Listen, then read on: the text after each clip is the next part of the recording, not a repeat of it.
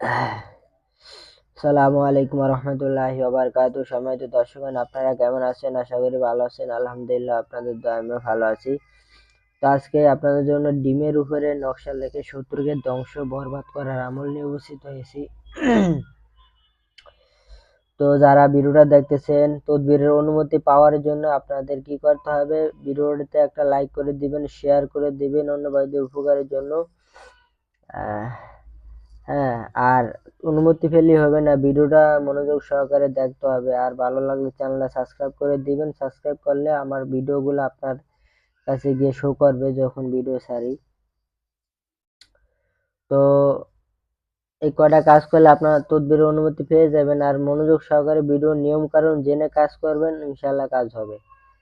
আর মনে সবসময় চিন্তা ভাবনা রাখতে হবে কাজ হবেই। কাজ হবে কি হবে না এরকম খুঁতখুঁতে অন্তরে চিন্তা ভাবনা রাখা যাবে না। আল্লাহর ভরসা রেখে ইনশাআল্লাহ চিন্তা করতে হবে কাজ হবেই। এই চিন্তা করে কাজ করবেন। আর ধৈর্য হারাবেন না। অনেক সময় তদবিরে দেখা যায় কোনো তদবিরে 1 সপ্তাহ 2 সপ্তাহ আবার 1 মাস 3 মাস এরকম সময় লাগে। ঠিক আছে? তদবিরে কাজ না হলে আবার একই তদবির একই নিয়মে প্রয়োগ করবেন, ইনশাআল্লাহ কাজ হবেই। ঠিক আছে? তদবিরে কোনো জায়গাতে ভুল ভ্রান্তি হয়ে গেলে তখন তদবিরে কাজ করে না, বা সমস্যা হয়ে গেলে। তো এই জন্য ভুল হয়ে গেলে আবার দ্বিতীয়বার প্রয়োগ করবেন একই নিয়মে, ভালো করে নিয়ম কানুন জেনে। তো চলুন আমরা মূল আলোচনা চলে যাই। তো একটা ডিম নিবেন, মুরগির ডিম, সাদা, পাক পরিষ্কার করে ধুয়ে মুরগির ডিমের উপরে আতর মাখায় নিবেন।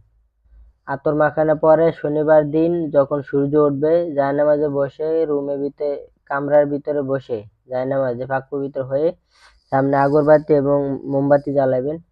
আর এই তো শত্রু ধ্বংসের যে তদবির করবেন এটা কাউকে আপনি বলবেন না, মনেটা মনে রাখবেন। হ্যাঁ, কেউ যাতে না জানে। তো জাফরান কালি দিয়ে এই নকশাটা, এখানে যে নকশাটা আছে আপনারা ডিমের উপরে এই নকশাটা লিখবেন, সেম যেভাবে দেওয়া আছে।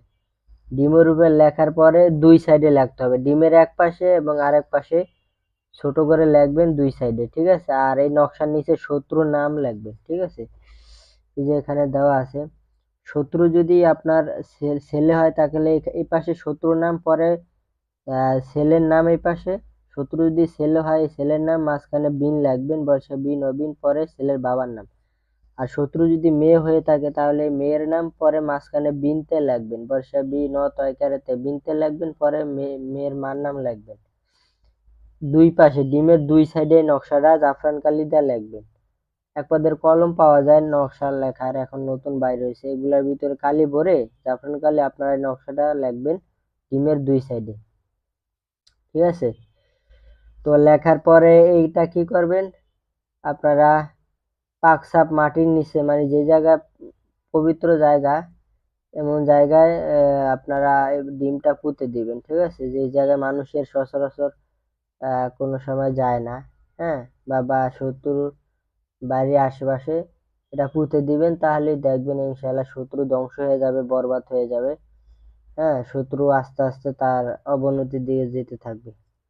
তো ডিমের উপরে নকশা লিখে শত্রু ধ্বংসের একটা আমল দিলাম, খুব সহজ। তো আমলটা করবেন, আশা করি ফায়দা পাবেন। তো আশা করি আমার কথা বুঝতে পারছেন। তো আসসালামু আলাইকুম রহমতুল্লাহি ওয়া বারাকাতুহু।